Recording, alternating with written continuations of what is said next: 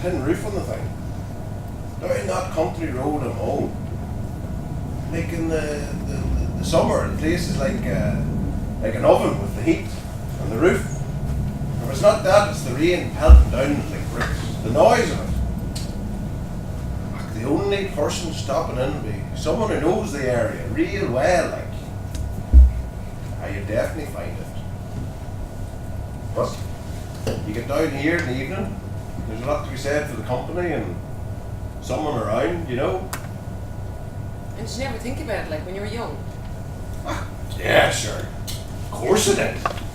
Sure, what the hell else does a young fella be thinking about, huh? And Brendan knows. I had a girl. Lovely girl. We were courting for 3 years back in 1963, 66. She wanted to go up to Dublin, you know. She'd have felt that's what we should have done. And I don't know what it was for me. An irrational fear or something that kept me here. I couldn't understand why she wanted to be running off to Dublin. She did anyway. She was waiting for me to come up and join her. I don't know what it was. Mad thing. I thought it was 1,000 feckin' miles away. Hated going up. I went up the odd time, like. She had a room, you know. Freezing damp place. I was a terrible fella. Got that was the only thing I was going up for. Couldn't stand being away. I don't know why. Be all excited about going up for the physical. The freedom of it. But after a day and a night, and I'd had my fill, we'd be walking in the park and I'd be all chatty and bored, moochy. Breaking the poor girl's heart. You get older and you look back on why you did certain things and you realise that a lot of the time you do them out of pure cussedness. I stopped answering letters.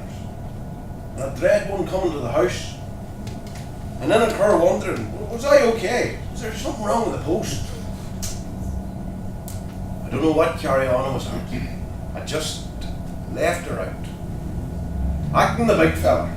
The dad handing the business over to me. Me swanning around, a man of substance. And then I had the gall to be all resentful when she wrote and said she was getting married to a fella. And I was all that it was my fault for. It was all her fault for going up in the first place.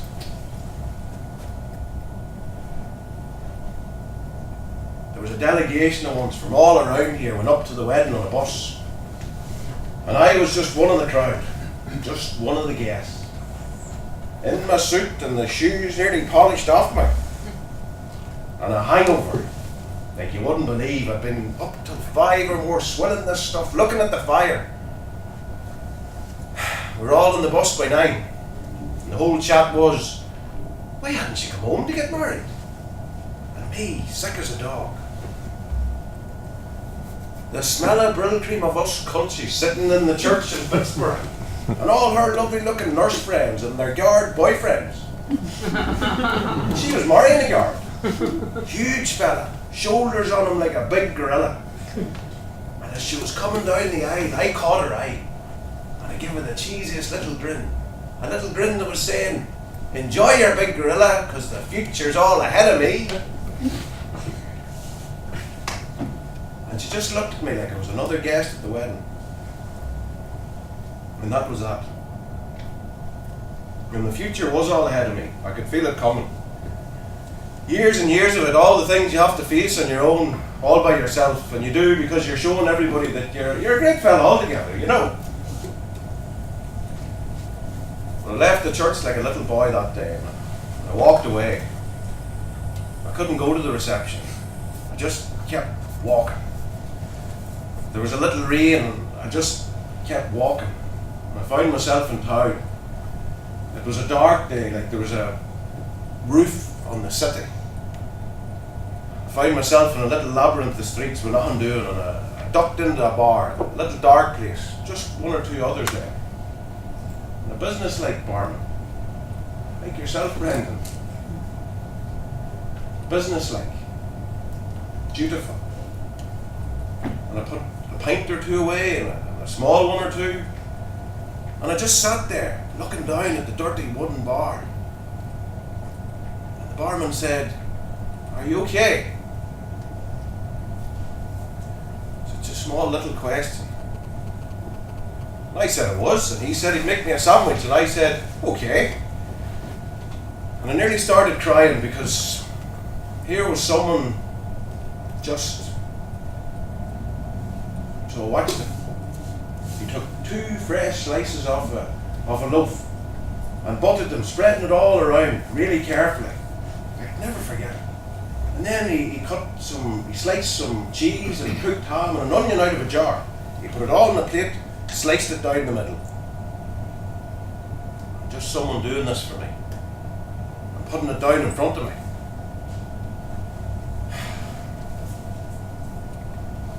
He said, "Get that down me."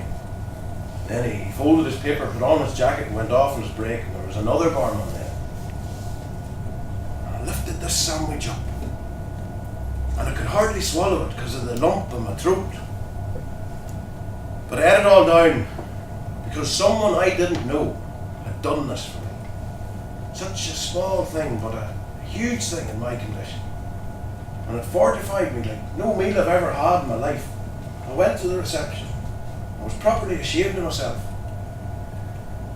There's a goodness that I've tried to find since, but goodness wears off and it becomes easier to be a contrary old bollocks.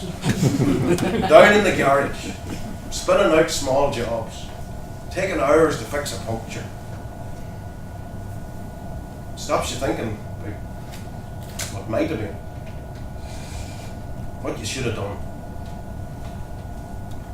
Like I did at that reception, looking away. Should only catch someone's eye for the right reason. And I'll tell you, there's not one morning I don't wake up with her name in the room. I may be on the way now, eh? You be alright in that wind? Oh, jeez, I should be used to that rope in house as you, huh? I'll get you the torch. I'm a owner. It was well worse, I'll tell you.